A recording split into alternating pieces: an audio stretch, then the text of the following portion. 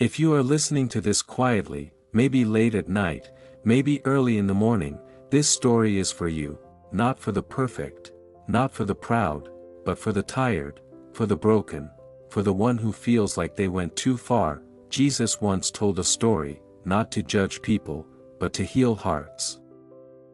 There was a father, who had 2 sons. He gave them a home, protection, food on the table, and love without conditions. But even in a good home, a heart can feel restless.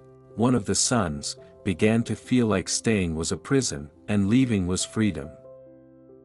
One day, the younger son walked up to his father, and said something shocking, "Give me my share of the inheritance, I want it now."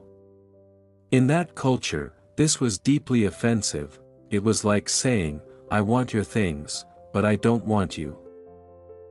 The father could have shouted, he could have punished him, he could have said no, but instead, the father did something unexpected. He divided his wealth, and gave the son what he asked for. Sometimes love does not force people to stay, sometimes love lets people leave.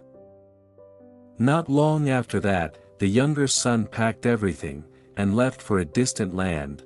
At first, life felt exciting, freedom felt good, money brought friends, pleasure brought laughter, but happiness built on money never lasts, and slowly, everything began to fall apart. The money ran out, the friends disappeared, and then a famine came, the land became empty, and so did his heart. The son found himself alone, hungry, and desperate. The freedom he chased turned into loneliness. To survive, he took a job feeding pigs. For a Jewish man, this was the lowest place imaginable. He was so hungry that even the pigs' food looked good, but no one gave him anything. This is what broken dreams feel like: silence, emptiness, shame. Then something changed, not around him, but inside him.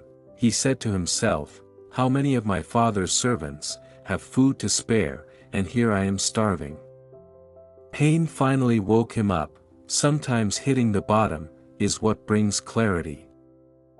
He made a decision: I will go back to my father, I will admit my mistakes, I will not ask to be a son again, I will ask to be a servant. This was not pride speaking, this was humility, this was a heart that finally understood what it lost. So he started the journey home. Each step was heavy, every thought filled with fear. Will my father reject me? Will he punish me? Will he even let me in? Shame walked beside him, regret followed him, but hope whispered quietly, "Go anyway."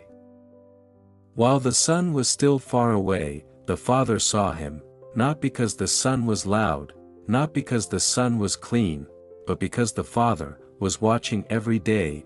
Waiting does not mean forgetting, love keeps watch. The father ran. Older men did not run in that culture, but love does not care about dignity.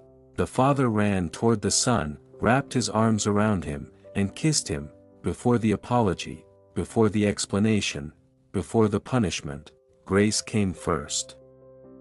The son tried to speak, "I have sinned, I am not worthy to be called your son." But the father interrupted him. Love does not need long speeches, love already knows the pain. The father did not ask questions, he gave acceptance. The father called his servants, "Bring the best robe. Put a ring on his finger. Put sandals on his feet." These were not small gifts, they were signs of restoration. This was not a servant returning, this was a son coming home. Then the father said, "Let us celebrate." Why? Because my son was lost, and now he is found, he was dead, and now he is alive. This is the heart of God, not punishment, not rejection, but restoration.